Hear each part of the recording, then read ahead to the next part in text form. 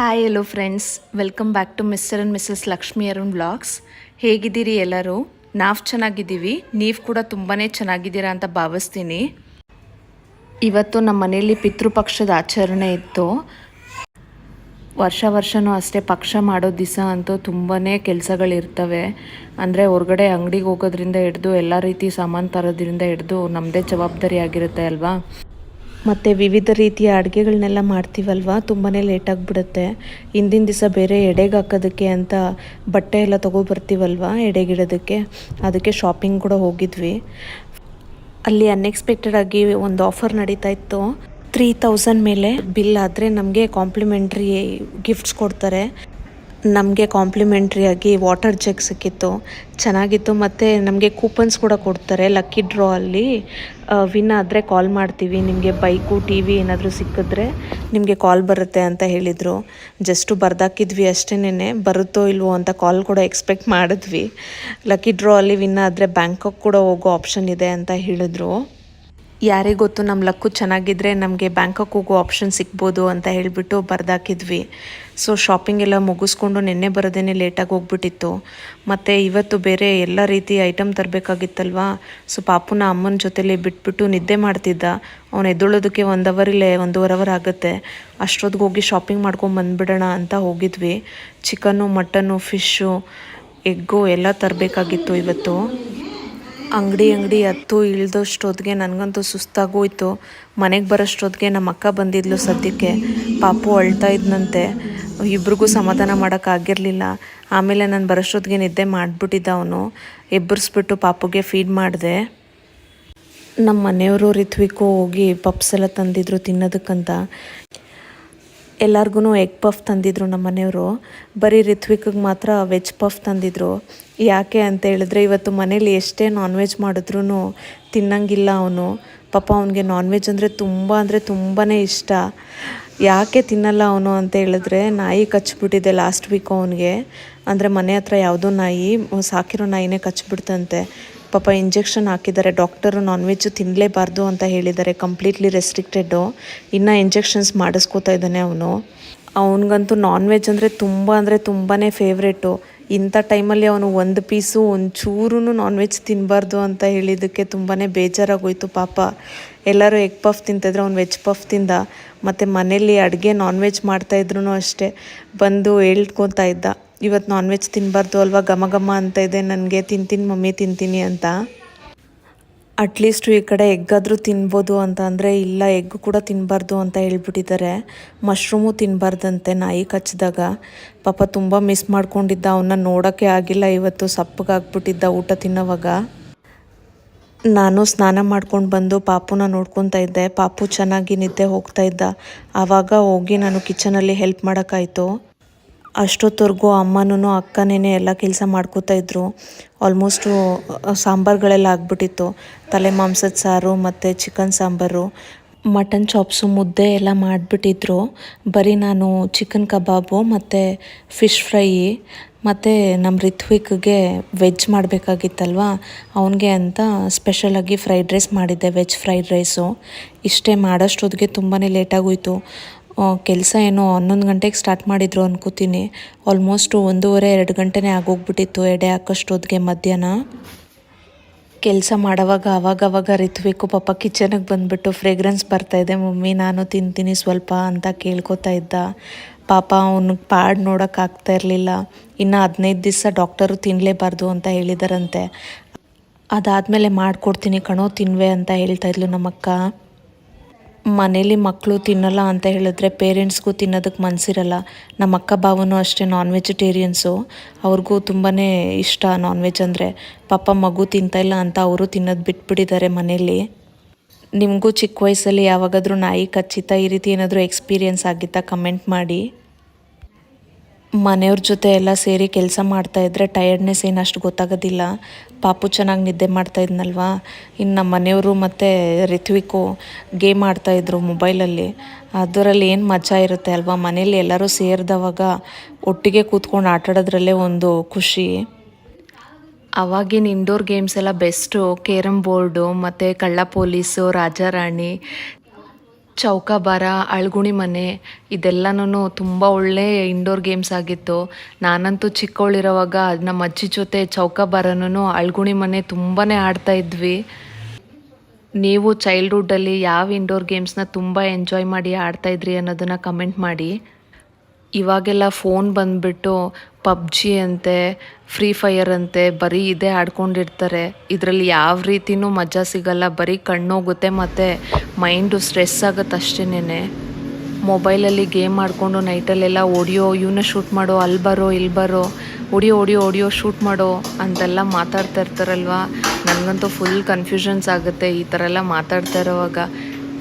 ಆ ಗೇಮ್ಸ್ನೆಲ್ಲ ಆಡ್ತಾ ಇದ್ದರೆ ನೈಟ್ ಹೊತ್ತು ನಿದ್ದೆಲೂ ಕೂಡ ಅದನ್ನೇ ಕನ್ವರ್ಸ್ತಾ ಇರ್ತಾರೆ. ಅಷ್ಟು ಮೆಂಟಲಿ ಅದು ನಮ್ಮನ್ನು ಇನ್ಫ್ಲೂಯೆನ್ಸ್ ಮಾಡುತ್ತೆ. ನಾವು ಆಡ್ತಾ ಇದ್ದಿದ್ದು ಇಂಡೋರ್ ಗೇಮ್ಸ್ಗಿಂತ ಇದು ಯಾವುದೂ ಬೆಸ್ಟ್ ಇಲ್ಲ ಅಂತ ನಾನು ಹೇಳ್ತೀನಿ. ಯಾಕೆ ಅಂತ ಹೇಳಿದ್ರೆ ಫ್ಯಾಮಿಲಿ ಜೊತೆ ನಾವು ಟೈಮ್ ಸ್ಪೆಂಡ್ ಮಾಡ್ತಾ ಆಟ ಆಡ್ತೀವಲ್ಲ, ಅದು ಒಂಥರಾನೇ ಮಜಾ ಕೊಡುತ್ತೆ. ಮತ್ತು ಇದು ಲೈಫ್ ಟೈಮ್ ಮೆಮೊರಿಯಾಗೂ ಇರುತ್ತೆ. ನಮ್ಮ ಮಕ್ಳಿಗೂ ಇದು ಒಳ್ಳೆ ಲೈಫ್ ಸ್ಟೈಲಾಗಿ ಕ್ರಿಯೇಟ್ ಮಾಡಿ ಕೊಡುತ್ತೆ ಅಂತ ಹೇಳ್ಬೋದು. ಇದೆಲ್ಲ ನಮ್ಮ ಸಂಸ್ಕೃತಿಯಿಂದ ಬಂದಿದೆಯೋ ಇಲ್ವೋ ಗೊತ್ತಿಲ್ಲ ನನಗೆ, ಬಟ್ ಇದೆಲ್ಲ ನಮ್ಮ ನೆನಪುಗಳಲ್ಲಿ ಒಳ್ಳೆ ರೀತಿಯಿಂದ ಉಳ್ಕೊಳ್ತವೆ. ಅದೇ ನಾವು ಗೇಮ್ಸ್ ಆಡಿರೋದು, ಯಾವ ಗೇಮ್ ಆಡಿದ್ವಿ, ಎಷ್ಟು ಪಾಯಿಂಟ್ಸ್ ಅರ್ನ್ ಮಾಡಿದ್ವಿ, ಅದೆಲ್ಲ ಮೊಬೈಲಲ್ಲಿ ಆಡಿರೋದೆಲ್ಲ ಲೈಫ್ಗೂ ಉಳಿಯೋದಿಲ್ಲ. ಬಟ್ ಈ ಆಟಗಳನ್ನ ಆಡಿರೋದೆಲ್ಲನೂ ನಾವು ಲೈಫಲ್ಲೂ ಮರೆಯೋದಕ್ಕಾಗೋದಿಲ್ಲ, ಆವಾಗವಾಗ ಮರ್ಕಳಿಸುತ್ತೆ. ಹೆಣ್ಮಕ್ಳಿಗಂತೂ ಹಬ್ಬ ಬಂದರೆ ಕೈ ತುಂಬ ಕೆಲಸ ಇರುತ್ತೆ, ಯಾವ ಕಡೆ ನೋಡೋದು ಅಂತಲೇ ಗೊತ್ತಾಗಲ್ಲ. ಒಬ್ಬೊಬ್ಬರು ಒಂದೊಂದು ಕೆಲಸನ ಹಂಚ್ಕೊಂಡು ಮಾಡ್ತಾಯಿದ್ರೆ ಅದು ಒಂಥರ ಸಂತೋಷ ಕೊಡುತ್ತೆ. ಪಿತೃಪಕ್ಷ ಎಲ್ಲರ ಮನೆಯಲ್ಲೂ ಆಲ್ಮೋಸ್ಟ್ ಮಾಡ್ತಾರೆ ಅಂತ ಅಂದ್ಕೊತೀನಿ. ಹಿಂದೂ ಸಂಪ್ರದಾಯದ ಪ್ರಕಾರ ಎಲ್ಲರೂ ಫಾಲೋ ಮಾಡ್ತಾರೆ. ಅಂದರೆ ನಮ್ಮ ಹಿರಿಕರು ಏನೇನು ಫಾಲೋ ಮಾಡ್ಕೊಂಡು ಬಂದಿದ್ದಾರೆ ಅದನ್ನೇ ನಾವು ಫಾಲೋ ಮಾಡ್ತೀವಿ. ಒಬ್ಬೊಬ್ಬರು ಮನೆಯಲ್ಲಿ ಒಂದೊಂದು ರೀತಿಯಾದ ಪೂಜಾ ವಿಧಾನನ ಅನುಸರಿಸ್ಕೊಂಡು ಬಂದಿರ್ತಾರೆ. ಅಂದರೆ ಡಿಫರ್ ಆಗುತ್ತೆ. ಮೇ ಬಿ ನಾವು ಮಾಡೋ ಪೂಜೆ ವಿಧಾನ ಬೇರೆ ಥರ ಇರ್ಬೋದು, ನೀವು ಮಾಡೋದು ಬೇರೆ ಥರ ಇರ್ಬೋದು. ಮೇ ಬಿ ಇಲ್ಲಿ ನಾನು ಕಂಪೇರ್ ಮಾಡೋದಕ್ಕೆ ಇಷ್ಟ ಆಗಲ್ಲ. ಏನಂತ ಹೇಳಿದ್ರೆ ನಮ್ಮ ಮನೇಲಿ ನಮ್ಮ ಹಿರಿಕರು ಹೆಂಗೆ ಫಾಲೋ ಅಪ್ ಮಾಡ್ಕೊಂಡು ಬಂದಿದ್ದಾರೆ ಆ ಪ್ರಕಾರ ನಾವು ನಡೆಸ್ಕೊಂಡು ಹೋಗ್ತೀವಿ ಅಷ್ಟೇನೆ. ಸ್ವಲ್ಪ ವಿಧಾನಗಳು ಸೇಮ್ ಇರುತ್ತೆ, ಸ್ವಲ್ಪ ಬೇರೆ ಥರ ಅನ್ನಿಸ್ಬೋದು. ಬಟ್ ಏನಂತ ಹೇಳಿದ್ರೆ ಇದೆಲ್ಲ ನಾವು ಮಾಡೋದು ಮನಃಶಾಂತಿಗೋಸ್ಕರ ಅಷ್ಟೇನೆ. ಇದರಲ್ಲಿ ಎಲ್ಲದರಲ್ಲೂ ನಮಗೆ ದೊಡ್ಡವ್ರಿಗೆ ನಾವು ಪ್ರೀತಿ ತೋರಿಸೋ ಒಂದು ರೀತಿ ಅಂತ ನಾನು ಅನ್ಕೋತೀನಿ. ವರ್ಷದಲ್ಲಿ ಬರೀ ಒಂದೇ ಒಂದು ದಿನ ಹಿರಿಯರನ್ನ ನೆನೆಸ್ಕೊಂಡು ಮರ್ತೋಗ್ಬಿಡ್ಬಾರ್ದು. ಇದು ಒಂದು ಪೂಜೆ ವಿಧಾನ ಅಷ್ಟೇ. ಪಿತೃಪಕ್ಷದ ದಿನ ಅಂದರೆ ಏನು ಹೇಳ್ತಾರಲ್ಲ, ಸ್ವರ್ಗದ ಬಾಗಿಲು ಓಪನ್ ಆಗಿರುತ್ತೆ. ಅಂದರೆ ದೊಡ್ಡವರೆಲ್ಲ ಬಂದು ನೋಡ್ತಾ ಇರ್ತಾರೆ, ನಾವು ಹೇಗೆ ಅವ್ರನ್ನ ನೆನೆಸ್ಕೋತೀವಿ, ಅವ್ರಿಗೋಸ್ಕರ ನಾವು ಏನೆಲ್ಲ ಮಾಡ್ತೀವಿ, ಅವ್ರಿಗಿಷ್ಟ ಆಗಿರೋದನ್ನು ಏನೆಲ್ಲ ನಾವು ಮಾಡಿ ಇಟ್ಟಿದ್ದೀವಿ ಅನ್ನೋದನ್ನೆಲ್ಲ ನೋಡಿ ಅವರು ಬಂದು ತಿಂದು ನಮಗೆ ಆಶೀರ್ವಾದ ಮಾಡಿ ಹೋಗ್ತಾರೆ ಅನ್ನೋದು ಪ್ರತೀತಿ. ಅಂದರೆ ನಮಗೆ ದೊಡ್ಡವರು ಏನು ಹೇಳಿದ್ದಾರೆ ಅದನ್ನು ನಾನು ಹೇಳ್ತಿದ್ದೀನಿ ಅಷ್ಟೇನೆ. ನಮ್ಮ ಹಿರಿಯರ ಆಶೀರ್ವಾದ ನಮಗೆ ಸದಾಕಾಲ ಇರಬೇಕು. ಒಂದಿನ ಮಾತ್ರ ಅವ್ರನ್ನ ನೆನಪಿಸ್ಕೊಂಡು ಮರ್ತೋಗ್ಬಿಡ್ಬಾರ್ದು. ನಮ್ಮ ಹಿರಿಯರ ಆಶೀರ್ವಾದ ಸದಾ ನಮ್ಮ ಮೇಲೆ ಇರಬೇಕು ಮತ್ತು ನಾವು ಅವ್ರನ್ನ ಪ್ರತಿದಿನವೂ ನೆನೆಸ್ಕೋಬೇಕು ಅನ್ನೋದು ನನ್ನ ಅನಿಸಿಕೆ. ಒಂದೇ ಒಂದು ದಿನ ನಾವು ಎಲ್ಲರೂ ಈ ರೀತಿ ಪೂಜೆ ಮಾಡಿ ಮುಗಿಸ್ಬಿಟ್ರೆ ಅವ್ರನ್ನ ಮರ್ತೋಗ್ತೀವಿ ಅನ್ನೋದು ಲೆಕ್ಕ ಅಲ್ಲ. ಇದೆಲ್ಲ ಒಂದು ಸಂಪ್ರದಾಯ ಅಷ್ಟೇನೆ. ಎಲ್ಲರೂ ಕೂಡಿ ದೊಡ್ಡವ್ರನ್ನ ನೆನಪಿಸ್ಕೊಂಡು ನಾವು ಈ ರೀತಿ ಬಾಳ್ತಿದ್ದೀವಿ ಅಂತ ಅವ್ರಿಗೂ ಒಂದು ಖುಷಿ ಕೊಡುತ್ತೆ ಅಷ್ಟೇನೆ. ನಮ್ಮ ಅಜ್ಜಿ ತಾತ ಎಲ್ಲ ಹೆಂಗೆ ಬಾಳ್ತಾ ಇದ್ರು ಅನ್ನೋದನ್ನೆಲ್ಲ ನಮ್ಮ ತಂದೆ ತಾಯಿ ಹೇಳೋವಾಗ ನಮಗೆ ಖುಷಿ ಆಗುತ್ತೆ. ಮತ್ತು ನಾವು ಇದನ್ನೆಲ್ಲ ಕಲಿತ್ಕೊಂಡು ನಮ್ಮ ಮಕ್ಳಿಗೂ ಕಲಿಸ್ಕೊಡೋದ್ರಿಂದ ನಾಳೆ ಅವರು ಒಳ್ಳೆ ರೀತಿಯಿಂದ ಫಾಲೋ ಮಾಡ್ತಾರೆ. ನಮ್ಮ ಸಂಪ್ರದಾಯ ಅನ್ನೋದು ನಮ್ಮಿಂದನೇ ಕ್ಯಾರಿ ಫಾರ್ವರ್ಡ್ ಆಗುತ್ತೆ ನೆಕ್ಸ್ಟ್ ಜನ್ರೇಷನ್ಗೆ. ನಾವು ಯಾವ ರೀತಿ ಫಾಲೋ ಮಾಡ್ತೀವೋ ಅವರು ಮಕ್ಕಳು ನಮ್ಮನ್ನು ನೋಡಿ ಕಲಿತಾರೆ. ನಮ್ಮ ಮುಂದಿನ ಪೀಳಿಗೆಗೆ ನಮ್ಮ ಸಂಪ್ರದಾಯನ ನಾವು ಒಳ್ಳೆ ರೀತಿಯಿಂದ ಬಳುವಳಿಯಾಗಿ ಕೊಟ್ರೇನೆ ಅವರು ಪಾಠ ಕಲಿಯೋದು. ನಾವೇ ಬಿಟ್ಬಿಟ್ರೆ ನೆಕ್ಸ್ಟ್ ಜನ್ರೇಷನ್ನು ಏನೂ ಕಲಿಯಲ್ಲ ನಮ್ಮಿಂದ. ಮನೇಲಿ ಹಿರಿಯರೇ ಎಡೆ ಹಾಕೋದು, ಅಮ್ಮ ಬಂದು ಎಡೆ ಹಾಕ್ತಾಯಿದ್ರು. ನಾನು ನಮ್ಮ ಅಕ್ಕ ಅಮ್ಮಂಗೆ ಪೂಜೆಗೆ ಹೆಲ್ಪ್ ಮಾಡಿಕೊಡ್ತಿದ್ವಿ. ಅಮ್ಮ ಅಲ್ಲೇ ಕೂತ್ಕೊಂಡು ಎಡೆ ಹಾಕೋದಕ್ಕೆ ರೆಡಿ ಮಾಡ್ಕೋತಾಯಿದ್ರು. ಆ್ಯಕ್ಚುಲಿ ಪಿತೃಪಕ್ಷ ಮಾಡೋ ದಿನ ಮನೆ ಮುಂದೆ ರಂಗೋಲಿ ಹಾಕಂಗಿಲ್ಲ. ಯಾಕೆ ಅಂದರೆ ದೇವತಾ ಕಾರ್ಯ ಮತ್ತು ಈ ಕಾರ್ಯ ಪಿತೃಪಕ್ಷದ ಕಾರ್ಯಗಳು ಬೇರೆ ಆಗಿರುತ್ತೆ ಅಂತೆ, ಅದಕ್ಕೋಸ್ಕರ. ಮತ್ತು ಪಿತೃಪಕ್ಷ ಮಾಡುವಾಗ ಪೂಜೆ ಮಾಡ್ತೀವಲ್ಲ ಪಿತೃಗಳಿಗೆ, ಆವಾಗ ನಮ್ಮ ಮನೆ ಪ್ರಕಾರ ಗಂಟೆ ಎಲ್ಲ ಬಾರಿಸೋದಿಲ್ಲ. ನಾರ್ಮಲಾಗಿ ದೇವ್ರಿಗೆ ಪೂಜೆ ಮಾಡೋವಾಗೆಲ್ಲ ಮಾಡ್ತೀವಿ, ಬಟ್ ಪಕ್ಷದ ಪೂಜೆ ಮಾಡೋವಾಗ ಗಂಟೆ ಬಾರಿಸೋದಾಗಲಿ ಮನೆ ಮುಂದೆ ರಂಗೋಲಿ ಹಾಕೋದಾಗಲಿ ಇದೆಲ್ಲ ಮಾಡೋದಿಲ್ಲ. ನಮ್ಮ ಪ್ರಕಾರ ಪಿತೃಗಳಿಗೆ ಎಡೆ ಹಾಕೋವಾಗ ಏನು ಮಾಡ್ತೀವಿ ಅಂತ ಹೇಳಿದ್ರೆ, ದೊಡ್ಡೋರಿಗೆ ನಾವು ಬಟ್ಟೆ ತೆಗೆದಿರ್ತೀವಲ್ವ, ಆ ಬಟ್ಟೆಗಳನ್ನ ಎಡೆಗಿಟ್ಟಿರ್ತೀವಿ. ಫಸ್ಟಿಗೆ ನಾವು ಟವಲ್ ಹಾಕಿ ಅದ್ರ ಮೇಲೆ ನಾವು ಅಜ್ಜಿಗೆ ಮತ್ತು ತಾತಗೆ ತೆಗೆದಿರೋ ಅಂಥ ಬಟ್ಟೆಗಳನ್ನ ಸಮ ಸಮ ಜೋಡಿಸ್ಕೊಳ್ತೀವಿ. ಮತ್ತು ಅಜ್ಜಿದೇ ಯಾವುದೇ ಒಡವೆ ಇದ್ದರೆ ಹಾಕ್ಬೋದು, ಬಟ್ ನಮ್ಮ ಅಜ್ಜಿದು ಯಾವುದೇ ರೀತಿ ಒಡವೆಗಳು ನಮ್ಮ ಹತ್ರ ಇಲ್ಲ. ನಮ್ಮ ತಾಯಿದೇ ಒಡವೆನ ಹಾಕಿರ್ತೀವಿ ಅಲಂಕಾರಕ್ಕೆ. ಮತ್ತು ಬಳೆ, ಬಾಚಣಿಗೆ, ಕನ್ನಡಿ ಈ ರೀತಿಯಾಗಿರುವಂಥ ಎಲ್ಲ ವಸ್ತುಗಳನ್ನೂ ಇಟ್ಟಿರ್ತೀವಿ ಅದರಲ್ಲಿ. ನಮ್ಮ ಅಜ್ಜಿ ತಾತದು ಫೋಟೋ ಇಲ್ಲ, ಅದಕ್ಕೋಸ್ಕರ ನಾವು ಹಾಗೆ ನೆನೆಸ್ಕೊಂಡು ಬಟ್ಟೆ ಇಟ್ಟು ಪೂಜೆ ಮಾಡೋದು. ಅವ್ರಿಗೆ ಸೀರೆ ಮತ್ತು ಲುಂಗಿ, ಪಂಚೆ, ಒಳೆ ಉಡುಪುಗಳು ಅದೆಲ್ಲನೂ ತೆಗೆದಿಟ್ಟಿರ್ತೀವಿ. ಈ ಎಲ್ಲ ರೀತಿಯಾದ ವಸ್ತ್ರಗಳನ್ನ ಮಣೆ ಮೇಲೆ ಇಟ್ಟು ಆಮೇಲೆ ಅದಕ್ಕೆ ಹೂವು ಹಾಕಿ ಅಲಂಕಾರ ಮಾಡಿ ಪಕ್ಕಕ್ಕೆ ಒಂದು ದೀಪ ಇಟ್ಟು ಕಲಶ ಇಟ್ಟು ಮುಂದೆ ಎಡೆ ಹಾಕ್ಕೊಂಡು ರೆಡಿ ಮಾಡ್ಕೊಳ್ತೀವಿ. ಎಡೆ ಆ್ಯಕ್ಚುಲಿ ನಾವು 3 ಹಾಕಿದ್ದೀವಿ, ಒಂದು ನಮ್ಮ ಅಜ್ಜಿಗೆ, ಒಂದು ತಾತನಿಗೆ. ಇನ್ನೂ ಒಂದು ಎಡೆ ನಮ್ಮ ಪ್ರೀತಿಯ ನಾಯಿ ಮರಿಗಳಿದ್ವು, ಚಿಂಟು ಮತ್ತು ಸ್ನೂಫಿ ಅಂತ. ಅವ್ರನ್ನೂ ನೆನೆಸ್ಕೊಂಡು ನಾವು ಎಡೆ ಹಾಕಿರ್ತೀವಿ. ಇಲ್ಲಿ ಎಡೆಯಲ್ಲಿ ನಮ್ಮ ಪಿತೃಗಳಿಗೆ ಏನೇನು ಇಷ್ಟ ಇತ್ತು, ಅವರು ಆಸೆಯಿಂದ ಏನೇನು ತಿಂತಾಯಿದ್ರು ಆಗಿನ ಕಾಲದಲ್ಲಿ, ಆ ರೀತಿ ಎಲ್ಲ ಐಟಮು ತೊಗೊಂಬಂದು ಎಡೆಯಲ್ಲಿ ಹಾಕಿರ್ತೀವಿ. ಒಬ್ಬೊಬ್ಬರು ಸಿಹಿ ಒಂದಿನ, ಖಾರ ಒಂದಿನ ಮಾಡ್ತಾರೆ, ಬಟ್ ನಾವು ಸಿಹಿ ಖಾರ 2 ಒಂದೇ ದಿನ ಮಾಡ್ತೀವಿ. ಅಂದರೆ ನಾವು ನಾನ್ ವೆಜ್ಜೇ ಸೇರಿ ಮಾಡೋದು ಒಂದೇ ದಿವಸಕ್ಕೆ. ಎಡೆಯಲ್ಲಿ ಆ್ಯಕ್ಚುಲಿ ಎಲ್ಲ ಐಟಮ್ಸು ಇಡ್ತೀವಿ, ಬೇಕ್ರಿ ಐಟಮಿಂದ ಹಿಡಿದು ಹಣ್ಣು, ತರಕಾರಿ ಮತ್ತು ಅವ್ರಿಗೆ ಇಷ್ಟ ಆಗ್ತಾ ಇದ್ದಿದ್ದಂಥ ನಾನ್ ವೆಜ್ ಐಟಮ್ಸು ಎಲ್ಲನೂ ಹಾಕಿರ್ತೀವಿ. ಅಂದರೆ ನೀವು ನೋಡ್ಬೋದು ಎಡೆಯಲ್ಲಿ ಅಮ್ಮ ಏನೇನು ಇಟ್ಟಿದ್ದಾರೆ ಅಂತ. ನಮ್ಮ ಶಕ್ತಿ ಅನುಸಾರ ಆಗಿನ ಕಾಲದವರು ಏನೇನು ಇಷ್ಟಪಡ್ತಿದ್ರು ನಮ್ಮ ಹಿರಿಯರು, ಅದನ್ನೆಲ್ಲ ಇಷ್ಟಪಟ್ಟಿದ್ದ ಐಟಮ್ಸ್ನ ಇಡಬೇಕು. ಎಡೆಯಲ್ಲಿ ಚಕ್ಲಿ, ನಿಪ್ಪಟ್ಟು, ಕೋಡ್ಬಳೆ ಮತ್ತು ಮಿಕ್ಸ್ಚರು, ಕಡಲೆ ಉಂಡೆ ಮತ್ತು ಕಡಲೆ ಮಿಠಾಯಿ, ಕೊಬ್ಬರಿ ಮಿಠಾಯಿ, ಆಮೇಲೆ ರಸಗುಲ್ಲ ಮತ್ತು ಎಲ್ಲ ರೀತಿಯಾದ ತರಕಾರಿಗಳು. ಅಂದರೆ ಅವ್ರು ಏನೇನು ಇಷ್ಟಪಡ್ತಾಯಿದ್ರು, ಹಾಗಲಕಾಯಿ, ಜೋಳ, ಸೌತೆಕಾಯಿ, ಸೇಬು, ಕಿತ್ತಳೆ, ಬಾಳೆಹಣ್ಣು ಮತ್ತು ಮೊಟ್ಟೆ, ಕಬಾಬು, ಫಿಶ್ ಫ್ರೈ, ಅನ್ನ, ಸಾಂಬಾರು ಮತ್ತು ತಲೆ ಮಾಂಸ, ಮಟನ್ ಚಾಪ್ಸು ಮತ್ತು ಚಿಕನ್ ಸಾಂಬಾರು, ಫಿಶ್ ಸಾಂಬಾರು ಎಲ್ಲನೂ ಮಾಡಿದ್ವಿ. ಇದನ್ನೆಲ್ಲ ಎಡೆಗೆ ಹಾಕಿದ್ವಿ. ಮತ್ತು ಅವ್ರಿಗೆ ಇನ್ನೂ ಬೇರೆ ಚಟಗಳು ಇರುತ್ತೆ ಅಲ್ವಾ, ಅವ್ರು ಇಷ್ಟಪಟ್ಟು ಮಾಡ್ತಾ ಇದ್ದಿದ್ದು. ನಮ್ಮ ತಾತಗೆ ಬೀಡಿ ಸೇದೋ ಅಭ್ಯಾಸ ಇತ್ತಂತೆ, ಮತ್ತು ನಮ್ಮ ಅಜ್ಜಿ ಎಲೆ ಅಡಿಕೆ ಎಲ್ಲ ಹಾಕ್ತಿದ್ರಂತೆ. ಅದಕ್ಕೋಸ್ಕರ ಎಲೆ ಅಡಿಕೆ ಮತ್ತು ಬೀಡಿ, ಸಿಗರೇಟು ಅದೆಲ್ಲನೂ ಎಲೆಯಲ್ಲಿ ಹಾಕಿ ಇಟ್ಟಿರ್ತಿದ್ವಿ. ಮತ್ತು ಡ್ರಿಂಕ್ಸ್ ಮಾಡೋ ಅಭ್ಯಾಸ ಇದ್ದರೆ, ಮದ್ಯಪ್ರಿಯರಾಗಿದ್ದರೆ ಅದು ಕೂಡ ಇಟ್ಟು ಪೂಜೆ ಮಾಡ್ತೀವಿ. ಇದೆಲ್ಲ ಯಾವ ರೀತಿ ವಿಧಿವಿಧಾನ ಅಂತ ನಮಗೂ ಗೊತ್ತಿಲ್ಲ. ಯಾಕೆ ಅಂತ ಹೇಳಿದ್ರೆ, ಆಗಿನ ಕಾಲದಿಂದನೂ ಫಾಲೋ ಮಾಡ್ಕೊಂಡು ಬಂದಿರೋದೇನು ಅಂದರೆ, ನಮ್ಮ ಪಿತೃಗಳಿಗೆ ಏನು ಇಷ್ಟ ಇದೆಯೋ ಅದನ್ನೆಲ್ಲ ನಾವು ಇಟ್ಟು ಪೂಜೆ ಮಾಡಬೇಕು. ಅವ್ರು ಬಂದು ಸೇವಿಸಿ ಮನಸಾರೆ ಅವ್ರು ನಮಗೆ ತೃಪ್ತಿಯಾಗಿ ಆಶೀರ್ವಾದ ಮಾಡಿ ಹೋಗ್ತಾರೆ ಅನ್ನೋದೊಂದು ನಂಬಿಕೆ ಅಷ್ಟೇನೆ. ಸ್ವಲ್ಪ ವಿಚಾರಗಳನ್ನ ಓವರ್ ಅನಲೈಸ್ ಮಾಡೋದಕ್ಕೆ ಹೋಗಬಾರ್ದು. ದೊಡ್ಡವ್ರು ಏನು ಹೇಳ್ತಾರೆ ಅದನ್ನು ಫಾಲೋ ಮಾಡ್ಕೊಂಡು ಹೋಗಬೇಕು ಅನ್ನೋದು ನನ್ನ ಅನಿಸಿಕೆ. ಮೇ ಬಿ ಅದು ಅವ್ರಿಗೆ ತೃಪ್ತಿ ಕೊಡ್ಬೋದು, ಇನ್ನೊಬ್ರಿಗೆ ಸಂತೋಷ ಕೊಡುತ್ತೆ ಅಂತ ಹೇಳಿದ್ರೆ ಫಾಲೋ ಮಾಡೋದ್ರಲ್ಲಿ ಏನೂ ತಪ್ಪಿಲ್ಲ ಅಲ್ವಾ. ಮೊದಲು ಮನೆ ಹಿರಿಯರು ಪೂಜೆ ಮಾಡಬೇಕು. ಅಮ್ಮ ಫಸ್ಟು ಪೂಜೆ ಮಾಡಿಬಿಟ್ಟು ನಮಗೆಲ್ಲ ಕೊಟ್ಟರು. ಅದಾದಮೇಲೆ ನಾವು ಪೂಜೆ ಮಾಡಿ ಸಾಂಬ್ರಾಣಿ ಹಾಕಿದ್ವಿ.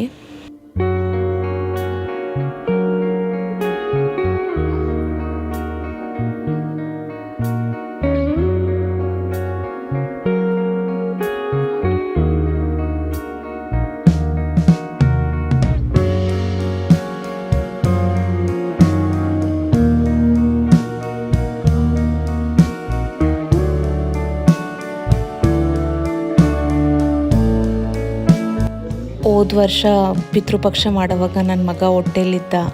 ಈ ವರ್ಷ ನಮ್ಮ ಪಾಪು ನನ್ನ ಕೈಯಲ್ಲಿದ್ದಾನೆ. ಖುಷಿ, ಅವನು ಪಿತೃಗಳಿಗೆ ಪೂಜೆ ಮಾಡ್ತಿದ್ದಾನೆ ಅಂತ. ಅವ್ರ ಆಶೀರ್ವಾದ ನಮ್ಮ ಮೇಲೆ ಯಾವಾಗಲೂ ಇರುತ್ತೆ ಅಂತ ಬಯಸ್ತೀನಿ. ನಮ್ಮ ಚಿಂಟುನ ಕಟ್ಟಾಕಿದ್ದೀವಿ, ಅವನು ಪೊಲೈಟಾಗಿದ್ದಾನೆ. ಅವನೇನು ಮಾಡಲ್ಲ ಆ್ಯಕ್ಚುಲಿ, ಬಟ್ ಆದರೆ ಖುಷಿಯಿಂದ ಎಗ್ರಿಬಿಟ್ರೆ ಅಂತ ಹೇಳಿಬಿಟ್ಟು ಸುಮ್ಮನೆ ಜೋಪಾನಕ್ಕೋಸ್ಕರ ಕಟ್ಟಿಟ್ಟಿದ್ದೀವಿ ಅಷ್ಟೇನೆ. ಅವನ ಪಾಡ್ಗವನು ನೋಡ್ತಾ ಇದ್ದ ಎಲ್ಲನೂ ಹೆಂಗೆ ಪೂಜೆ ಮಾಡ್ತಿದ್ದಾರೆ ಏನು ಅಂತ.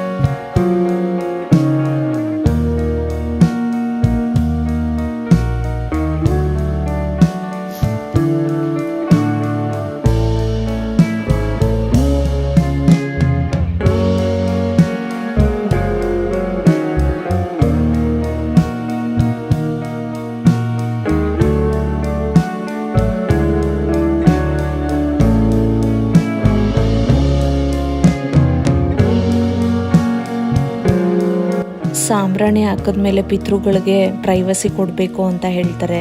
ಅಂದರೆ ಮನೆಯಲ್ಲಿ ಯಾರೂ ಇರಬಾರ್ದು. ಸಾಂಬ್ರಾಣಿ ಹಾಕಿದ ತಕ್ಷಣ ಮನೆ ಬಾಗಿಲು, ಕಿಟಕಿ ಬಾಗಿಲುಗಳು ಎಲ್ಲ ಮುಚ್ಚಿಬಿಟ್ಟು ನಾವೆಲ್ಲರೂ ಹೊರಗಡೆ ಹೋಗಿ ಕೂತ್ಕೋಬೇಕು. ಅದಕ್ಕೆ ನಮ್ಮ ಮನೆಯವರು ನಾವು ಎಲ್ಲರೂ ಹೊರಗಡೆ ಹೋಗಿ ಮೆಟ್ಲ ಮೇಲೆ ಕೂತ್ಕೊಂಡಿದ್ವಿ. ಈವನ್ ನಮ್ಮ ಲಿಯೋನು ಅಷ್ಟೇ, ಅವನ್ನ ವಾಕಿಂಗ್ ಕರ್ಕೊಂಡು ಹೋಗಿದ್ರು ನಮ್ಮ ಮನೆಯವರು. ಎಲ್ಲರೂ ಆಚೆ ಕೂತ್ಕೊಂಡು ಮಾತಾಡೋವಾಗ ಅದು ಒಂದು ಟೈಮು ಸ್ಪೆಂಡ್ ಮಾಡೋ ಥರ ಆಯಿತು. ಇನ್ನೂ ಒಂದು ನಂಬಿಕೆ ಅಂತ ಹೇಳಿದ್ರೆ, ನಾವು ಬಾಗಿಲು ಮುಚ್ಚಿ ಹೊರಗಡೆ ಬಂದಾಗ ದೊಡ್ಡವರು ಒಳಗಡೆ ಬಂದು ಊಟ ಮಾಡಿ ಹೋಗ್ತಾರೆ ಅನ್ನೋದು ಒಂದು ನಂಬಿಕೆ.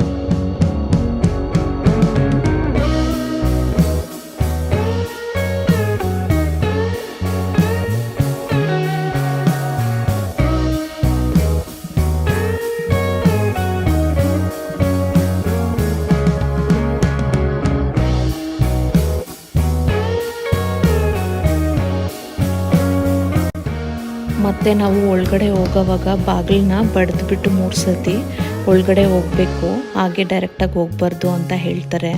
ಸೊ ಮನೆ ಒಳಗೆ ಬಂದು ನಾವು ಎಲ್ಲರೂ ಹೊಟ್ಟೆ ಹಚ್ಕೊಂಡಿದ್ವಿ. ಆಲ್ಮೋಸ್ಟ್ 3:30 ಆಗೋಗ್ಬಿಟ್ಟಿತ್ತು ಎಲ್ಲ ಮಾಡೋಷ್ಟೊತ್ತಿಗೆ.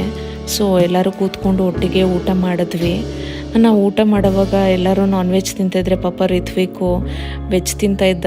ಸಾತಿ ಮತ್ತೆ ಕೇಳ್ತಾ ಇದ್ದ, 1 ಪೀಸ್ ಆದರೂ ಕಬಾಬ್ ತಿಂತೀನಿ ಮಮ್ಮಿ ಅಂತ. ಪಾಪ ನಮ್ಮ ಅಮ್ಮಂಗೂ ಫುಲ್ಲು ಬೇಜಾರಾಗ್ಬಿಟ್ಟಿತ್ತು. ನಾನು ತಿನ್ನಿಸ್ತೀನಿ ಬಾರೋ ಅಂತ ಹೇಳ್ಬಿಟ್ಟು ಫ್ರೈಡ್ ರೈಸೇ ತಿನ್ನಿಸಿದ್ರು ಅಮ್ಮ.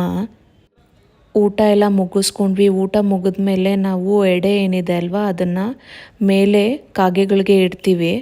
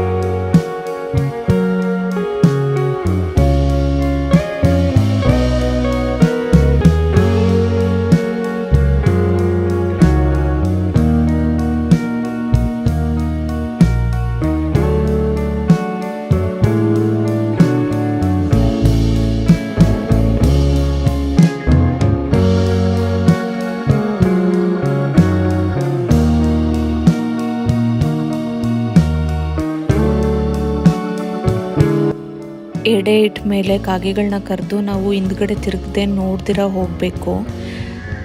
ಮಾರನೇ ದಿನ ಬೆಳಗ್ಗೆ ಬಂದು ನೋಡಿದ್ರೆ ಏನೂ ಇರಲ್ಲ, ಅಲ್ಲಿ ಫುಲ್ಲು ಖಾಲಿ ಆಗಿಬಿಟ್ಟಿರುತ್ತೆ. ನಮಗೆ ಏನು ಸಂತೃಪ್ತಿ ಅಂದರೆ ಬಂದು ದೊಡ್ಡವರು ತಿಂದು ನಮಗೆ ಆಶೀರ್ವಾದ ಮಾಡಿ ಹೋಗಿದ್ದಾರೆ ಅಂತ ಅನಿಸುತ್ತೆ.